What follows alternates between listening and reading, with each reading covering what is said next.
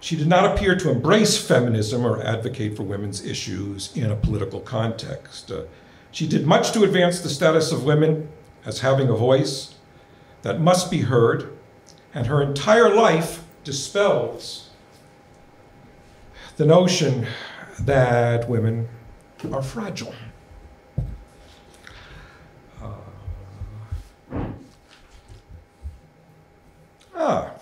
I knew I wrote something about Allison Gilbert here. Allison is an award-winning journalist, author of numerous books, including 2, Past and Present, and Parentless Parents. She lives outside of New York City. Allison. I want to just pause for a moment. It is a gorgeous day outside here in Brattleboro. I know there are many places where you could choose to be. And I am so very grateful you have chosen to join Janice and I this morning. This is an honor for me personally. I am a fangirl of Janice's. So to be in her orbit is somewhat of a pinch me moment. So I will slowly get over that and focus on our girl, Elsie. And I do want to just point out also before I begin that I have spent much time in Brattleboro researching Listen World, this biography of Elsie Robinson, and at least one of the most lovely women who I got to know researching this book has come here today. So many of Brattleboro's finest archivists have helped me unearth Elsie Robinson's story, from Brooks Memorial Library to the Brattleboro Historical Society to members of the church that Elsie Robinson's family belonged to. There is just a lot of Brattleboro love going on in this book. So I'm excited to come back and share this first biography of Elsie Robinson to be written. Elsie Robinson was born to a working class family in 1883 in Benicia, California. So we're moving along in the trajectory of women's history from Janice's work. It's a small town about 30 miles north of San Francisco. What was remarkable about Benicia, California is that it had a convent at the top of the hill and a red light district at the bottom. As a girl, Elsie roamed freely about the town and was far more intrigued by what was happening at the bottom of the hill. Goodness, she'd later write, though it promised halos in heaven, certainly didn't offer a lively gal many breaks on earth. Bad women, on the contrary, had practically unlimited freedom and fun.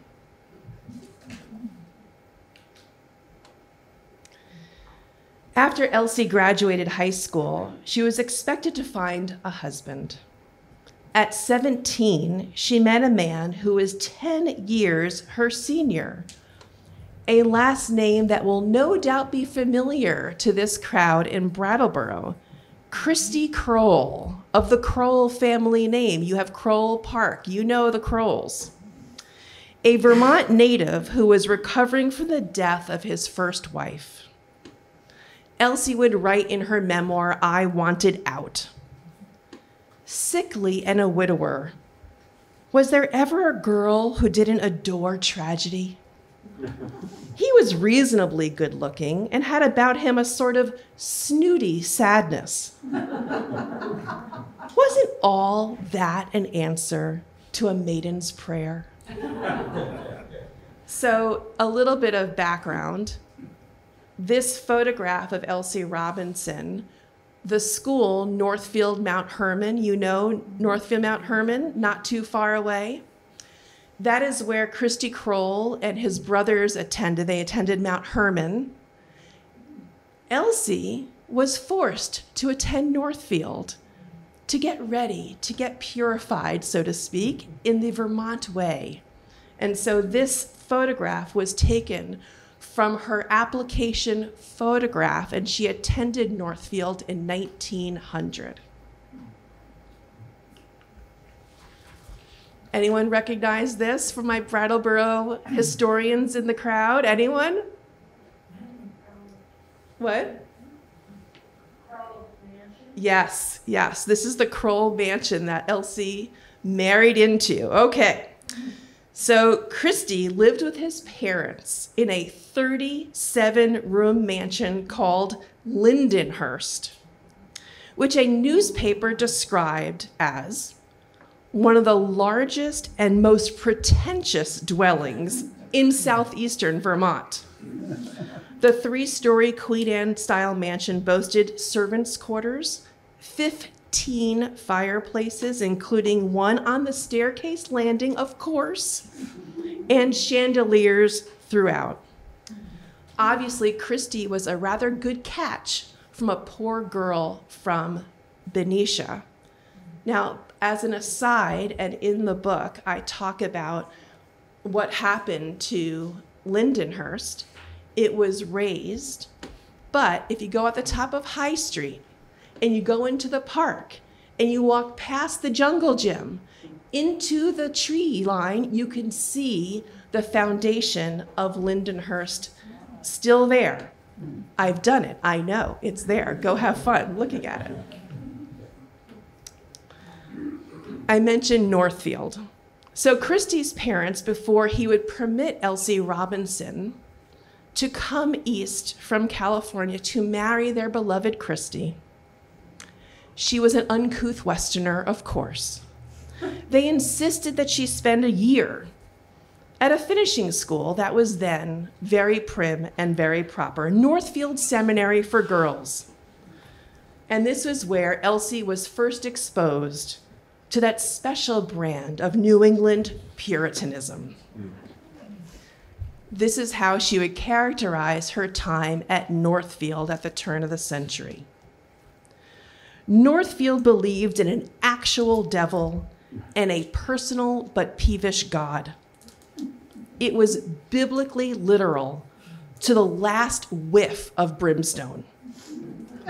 Practically every human function or desire was held to be evil. We couldn't dance. We couldn't go to shows. We couldn't party with young men.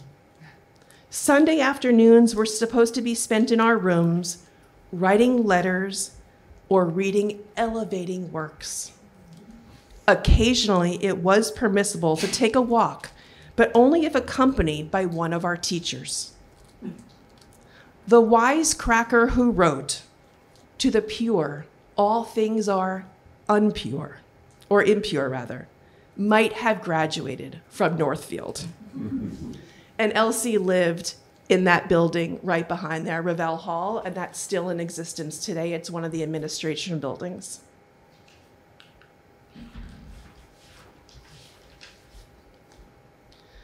Northfield Seminary trained Elsie to be a housewife, but it did nothing to prepare her for her chilly marriage to a man who preferred his mother's company to that of his young bride.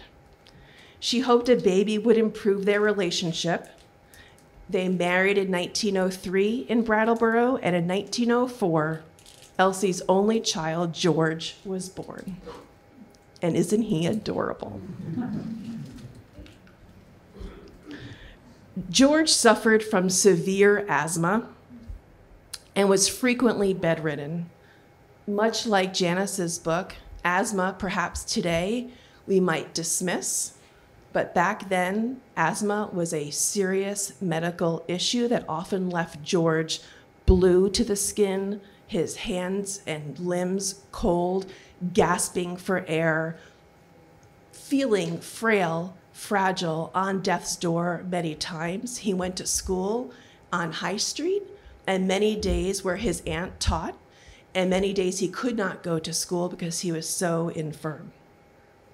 To entertain her son and to distract herself, Elsie began writing and illustrating children's stories.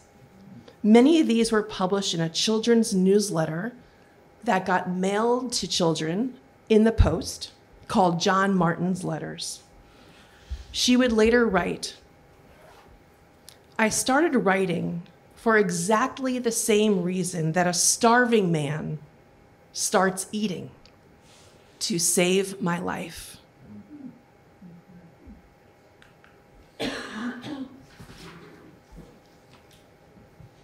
Emboldened by her earliest publishing success, Elsie began to express her creativity in other ways. Much to the chagrin of her conservative in-laws, she joined a local Brattleboro theater troupe and was photographed bare-shouldered for the local newspaper. This did not please the Crowells. Elsie would say and write, "Life didn't stop being interesting for men just because they were married.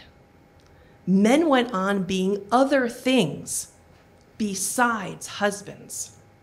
Why must married women only be wives?" In 1912, she left Brattleboro with George and returned to California without Christy Crowell, a bold move for a woman in those days. She'd assumed that she'd find enough editorial work to make a living, but was unable to do so. After hitting rock bottom in 1915, she moved with George to Hornitos, California, in the foothills of the Sierra Nevada. She worked as a common laborer in a gold mine for 3 years, the only woman in a crew of men. She described Hornitos as being one of the best times of her life. If you want to really grow, really live, cut out the caution and the coddling and take chances. You can't win unless you risk. If you risk, you land in many a mud hole. But you also achieve a mountaintop every now and then. And for the sake of one mountaintop, you should be willing to endure 1,000,000 mud holes.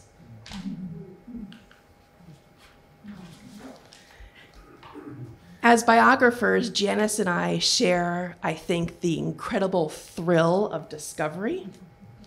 And this one was striking gold. Julia Shears, my co-author, who lives in the Bay Area, or else she would have been here with me today, we went on a research trip together to go see Hornitos, California for ourselves, which very few people live in now. And we walked the property, the land where the mine was that Elsie Robinson worked. And in the town, this is what we have found that we believe is the typewriter that Elsie Robinson used to kickstart her journalism career. After spending days and hours every week, month, and year working in the mine, she'd make George supper and help him with his homework. She'd walk 4 miles out to the mine, work all day, walk 4 miles back, wash him up, put him to bed, and then that is when, like we all have our side hustles, that is when she began to work on her passion.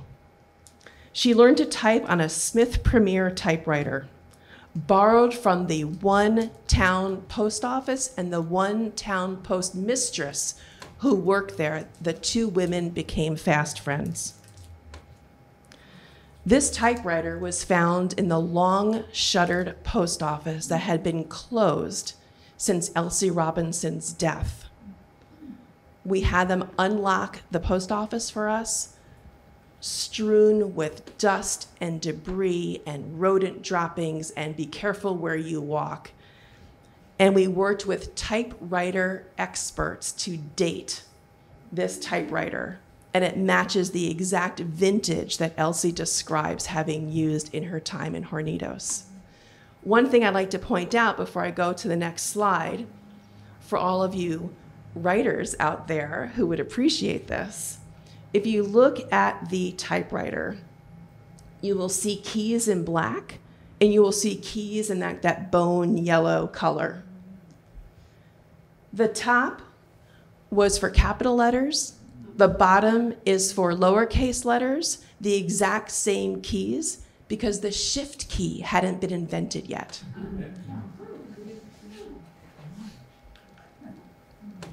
Elsie's stories mirrored her own life, featuring bold Western women who, in her words, claimed all masculine rights and then some.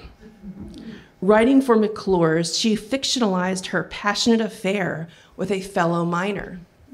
Elsie was accused of having a passionate affair with an inmate from the Brattleboro retreat. We could talk about that too. They were having the time of their lives, she wrote, and they weren't married, and they didn't give a darn.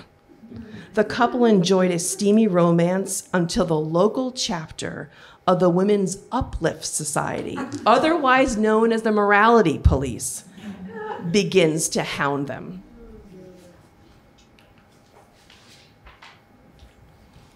In 1918, the mine where Elsie Robinson worked closed. Elsie returned to the Bay Area where she endured more hunger, more hardship, and then she decided to barge into the Oakland Tribune with a mock-up for a children's page. The other papers in the area already had children's sections, so the San Francisco papers were spoken for. The Oakland Tribune was the door that she needed. The editor hired her on the spot. Her columns were a whopping success. The Tribune expanded it into an 8-page section called Aunt Elsie's Magazine, which spawned 65 Aunt Elsie clubs throughout the entire state of California. Club members wore pins. You could see the pin there, like the one pictured in the inset, and they held parades. So why are these children dressed the way they are? This was, I know we're right near Halloween. This was not Halloween. Elsie was very clever, always a strategist, always concerned about her brand and remaining popular. She knew that to get readers engaged, she wanted there to be what we would call interactivity. So she invited the students, kids in school, to write in and get their stories published, get their poems in her column. If you had a drawing, send it into Aunt Elsie's column, we'll publish it for you. Of course, this made Aunt Elsie very popular because the kids would want to go see their work in the paper. 2 of her columns, one was called The Witch's Cave, and then there was The Pirate's Den, were gender specific. So she got the boys engaged and the girls engaged, and there was club tracks for each gender at that time. There were also live parades, I should say, all around California. This one, if you could see in the back, was in Santa Cruz. So her reach extended beyond the readership area of the Oakland Tribune.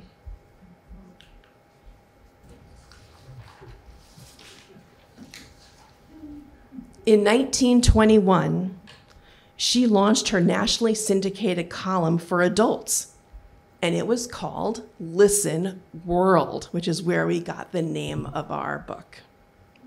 It would make Elsie Robinson a household name. She had the unique distinction of being a columnist who also drew her own editorial cartoons, of course, like the ones pictured here. Why this is unique, first of all, editorial cartooning today is still a man's discipline. We could talk about that. It's also very rare for this cross-pollination to happen under one person's pen. Normally, writers write and artists illustrate. An illustrator who works for a paper may receive the content from the columnist and then be inspired and then supply the art for that cartoon.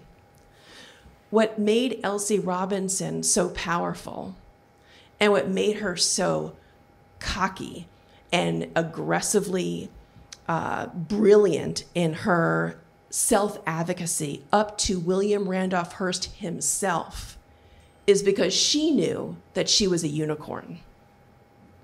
And she commanded the highest salary in the entire William Randolph Hearst media empire for a woman writer.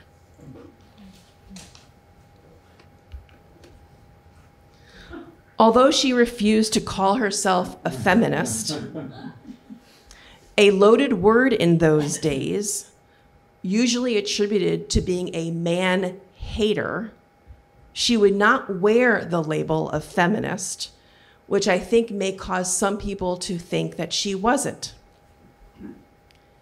There is no doubt, with her progressive views in her cartoons and the way she spoke about women's rights at home and at work, and the advocacy that she would use in the inches of her column for women to get self-fulfillment outside of the four walls of that kitchen. There is no doubt that she was a feminist, but she refused to call herself that because it was such a loaded term at that time.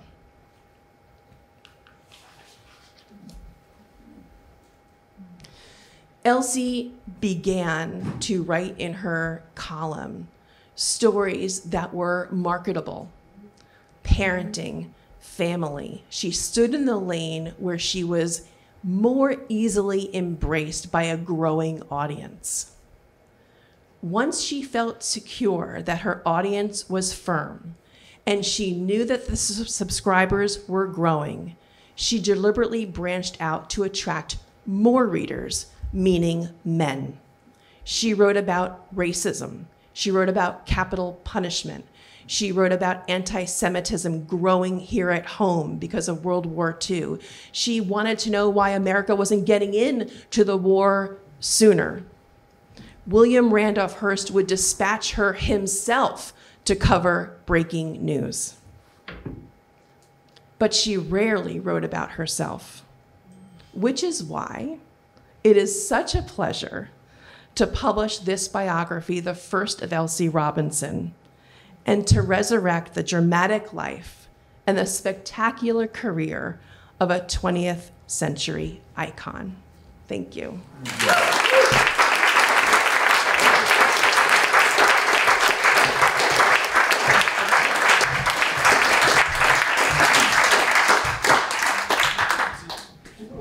The next presentation at 1 o'clock, unfortunately, has been canceled because Buzz is sick.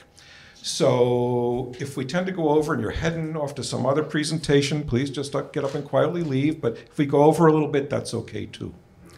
So questions and answers. Yeah, Tom. Did they ever get divorced, Christine?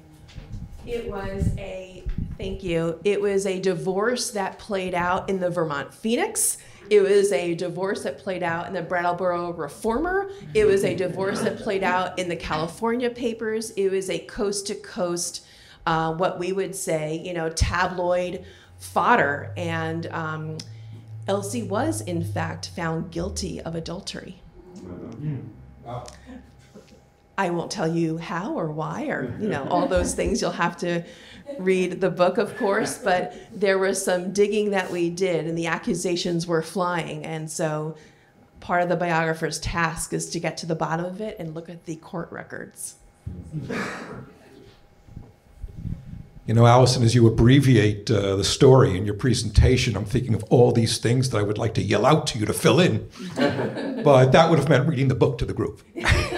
So, yes, please. And her son George, were you able to contact, is he alive or we have to read the book? George is a pivotal part of the story. It is one of the threads to the Elsie Robinson. It's so important to her life. She was a single mother, and part of the reason why she decamped to Hornitos was because the air in Brattleboro was hard for him to take. It was so cold, it was so biting, it made his symptoms worse, And so part of her reasoning for going, R.E., her excuse for going, I read, is that it became the perfect cover for going back to California, where she would find there to be drier air in the Hornitos climate so he could breathe more easily. But her as a caregiver, her as a single struggling mother is a theme throughout the book, but I will leave it politely there. Do you want to hold on to this and pass it back and forth as the questions get asked? In the back, please. Yes, so where are her letters? And do you have them? That is, where are the archives for them? Are you asking me? Yes. Okay, sorry.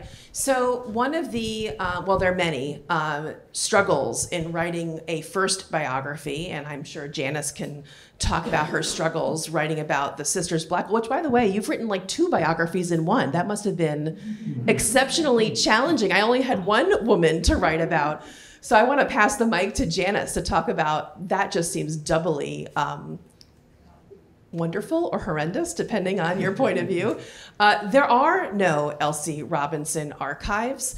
Normally, just to put this in non-author speak, when you delve into a biography, one of the greatest shortcuts is to find out, well, where are the quote-unquote papers held? So for example, if you were doing a biography about William Randolph Hearst, her boss, you would go to the Bancroft in California, where you would find the quote-unquote William Randolph Hearst papers, where they've already been curated, they've already been collected. There's probably a digital guide to tell you what's actually in those boxes to aid a biographer's research. There is no such Elsie Robinson biography, and one of my proudest achievements is that Julia and I have now collected so much of Elsie Robinson's papers and so much of her dispersed work that we are now the repository of Elsie Robinson's archive. And one goal that we would have to anyone listening here or on TV, hello,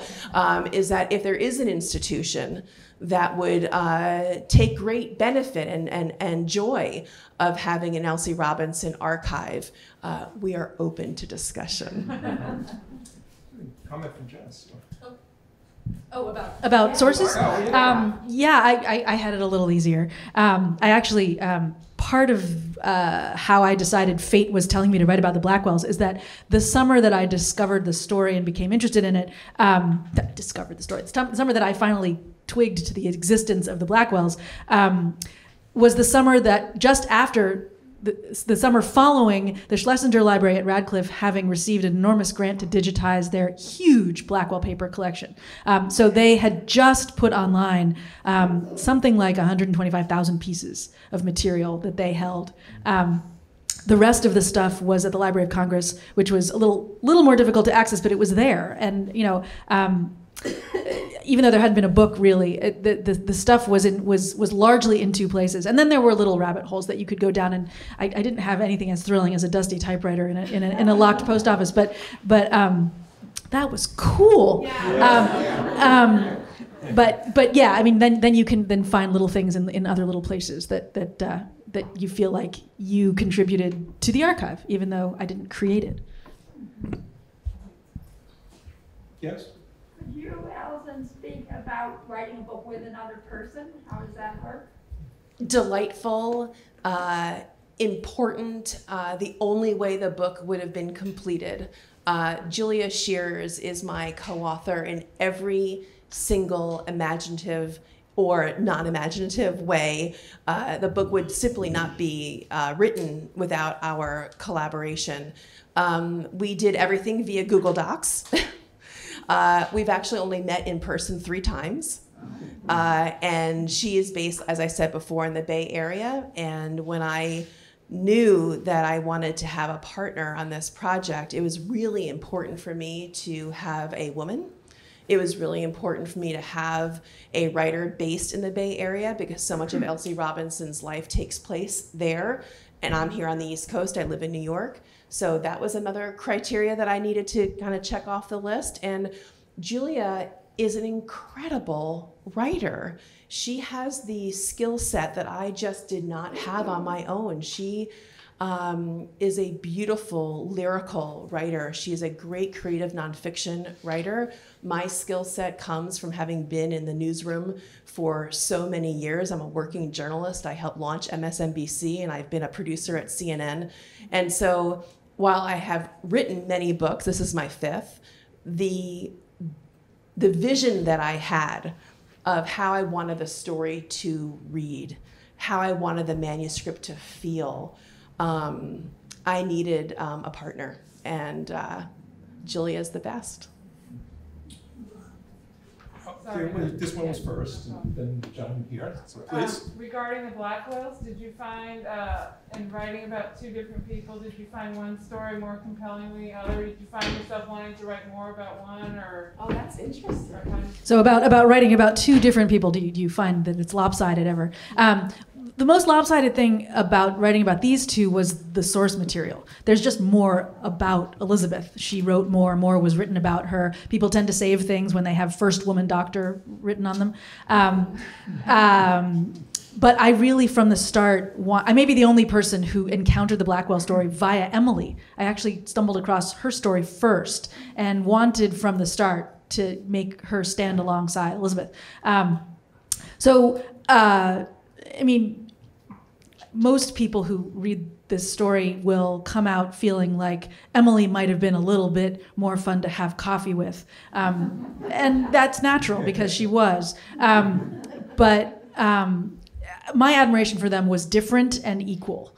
But making a story out of two lopsided figures, especially when they're both long dead, is tricky. Sometimes you have to stretch source material over thin places. Sometimes you have to condense stuff where it's too thick. One thing that I loved doing, which I didn't have time to talk about here, but the years that Emily spent in Edinburgh with James Young Simpson, she wrote copiously back to Elizabeth because at that stage in their careers, she was actually flying higher than Elizabeth was. And she was writing a lot of highly informative letters back to Elizabeth. So I took all those letters and went to Edinburgh and basically followed her around.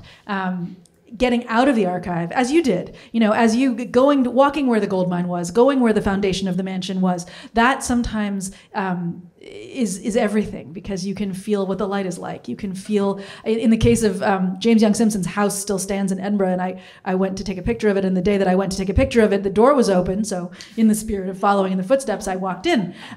It's currently a drug counseling center, so it's not totally private property, but it was private enough that they asked me to walk out again after a little while. But you see details there. You see James Young Simpson's initials worked into the banister, and you know what Emily saw every day when she went upstairs to work. So there are ways to stretch. But as far as feeling sympathy with one over the other, their stories were so entwined that it was one project. I just want to dovetail a little bit, if that's okay. Mm-hmm. Going to Edinburgh, I have to get a book that would take me overseas. That's a great treat. I got to come to Brattleboro, which was a treat in of itself. But in terms of being in place, so Lindenhurst was one place on the top of High Street. But do you guys know Myrtle Street? Right? So Elsie and Christy eventually moved out of Lindenhurst and went to live on Myrtle Street.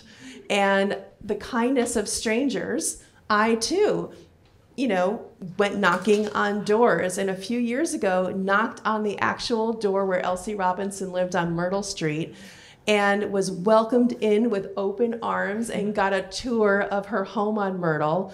But First Baptist Church, that's the church. I mean, there are so many haunts for Elsie Robinson here, and the Crowells, of course, were very friendly with the Esty family, and of course the Esty Organ Company you all know very well, and so being in place is very helpful to writers.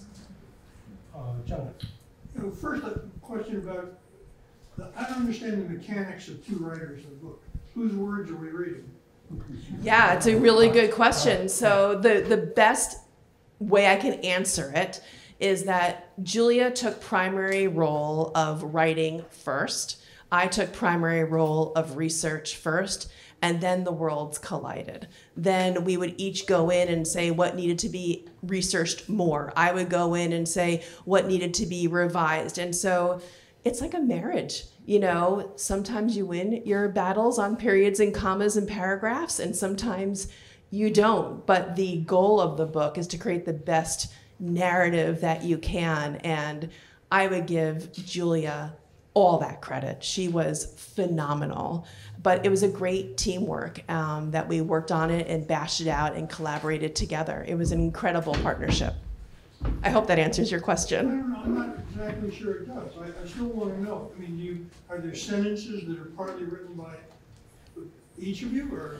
I'll give you an example down to the sentence by sentence. So you would write a sentence. Let's say I wrote the sentence or Julia would write the sentence, and I would like, you know what? I'm making this up. You know, instead of it being blue, we should call it. This is a really poor example. I got to think of a better one. You know, maybe it would be a different way of describing the sky, and we would just hammer it out together. You know, a fact can still be a fact if you describe it in 1,000 different ways. And so I think together, the facts were always primary. It's a biography. It's nonfiction. Nothing is made up. You should see the citations at the back of Listen World. It is quite lengthy. We are both journalists. It was very important to us to cite every single fact. But there are different ways of providing color and providing context. And sometimes I would have an idea of how to do that. And, you know, very frequently, Julia would have those finishing touch ideas. But I would say it was a glorious, glorious partnership. But yeah, so I think it's both. I'll add one more little quick question. Why is it that we all say Edinburgh? When you read it, it's Edinburgh. Because all my life I've heard Edinburgh, but I never see that in print. It's always Edinburgh, Scotland. Yeah. You asked the That's Scots. Yes. How they say it when you go there. And that's what counts, right?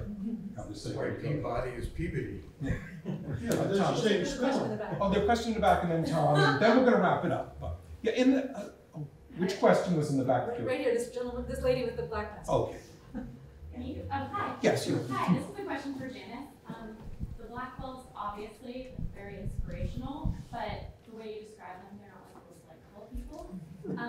How do you balance that? Like, let's acknowledge the inspiration, but also acknowledge that parts of them kind of sucked. And do you feel more pressure to do that because it's about women?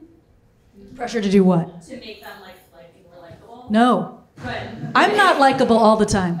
I take my inspiration from that. Do you know anybody who's likable all the time? No. No, to me, that was one of the most intriguing parts of the story. The ways in which they were contrary, the ways in which they didn't behave the way you might expect them to behave, that's when I got really interested. And no, I did not feel any pressure to make them more likable. In fact, at one point, my editor turned to me and she said, you know, I don't like Elizabeth very much. And I said, yes, great, that's exactly the point. To me, that's the point. You know, that there are, especially today, right now, the pressures that we all feel to have the right thoughts in the right ways and express them in the right words. They didn't really give a hoot about any of that. And I found that so inspiring as a kind of power to just say, this is how the world should be. And you can agree with me or not, period. So no, I never felt any pressure to make them likable. And the parts where they were, I mean, the things like not supporting women's suffrage. It wasn't that they didn't think women should vote. It was that they thought giving women the vote before you taught them how to think independently just gave more votes to men because they would tell their women what to do with the vote. That to me made a great deal of sense when you push down a little bit past the no. Why? Oh, okay, now I see. I mean, you have a point now. That to me is why this story is important. thank you so much. Quickie. Oh, quick. No shift key, but was it a QWERTY keyboard? Yes, yes, Okay. yes. You know, I will say something that ties our subjects together is that there is an incredible fortitude that these women have that I feel is not just something that's of the past. I feel like there's an instruction manual of sorts, I think, in both of our books of how women can be, how they can create new terrain in front of them and, plow down new paths for the rest of us. So I feel like there's, of course, history in these biographies, but incredible lessons for today too. So I'm so glad to have been paired with Janice on this. Me too. We'll take the last. Okay, one more. This is for both of you, a question for both of you. I'm just wondering how you stumbled across these relatively obscure stories. Particularly, I guess, you said there were a lot of archives of Radcliffe, but For me, it was actually stumbling across Emily Blackwell's name in a book about 19th century lesbians. She had been included in this book because of the female partner she had had late in life, who wasn't a central part of the story I became interested in, which was a woman doctor in 1850. I had never realized that there were women doctors before the Civil War. I was intrigued. You can't spend 2 seconds with Emily Blackwell without stumbling across Elizabeth. And then I just couldn't believe I'd never heard of them before, and that was how it went. For me, I guess it's a little bit more of an intimate story. My mother died in 1996, so nearly 30 years ago. And I was clearing out my mother's belongings, and I opened up one of her books, and a piece of paper fluttered out that she had stashed in the book. Do you remember the onion skin paper from a while ago? So she had retyped a poem, and it was like the most tough love poem about grief that you will ever read. And basically the point of this poem was, be lucky you had a mother worth missing. And it was attributed to someone named Elsie Robinson. And I had no idea who that was. And the poem spoke to me, so I needed to know who that woman was. I include this particular poem in the back of the book, so you can read it for yourself. And throughout all of Elsie writings, all of her writings, we have found 9,000 pieces of her writing, whether columns or essays or poems. This tough love tone, this unapologetic voice, which has some semblance, is throughout. And so writing the book has actually made me feel incredibly close to my mom. So. Good origin story.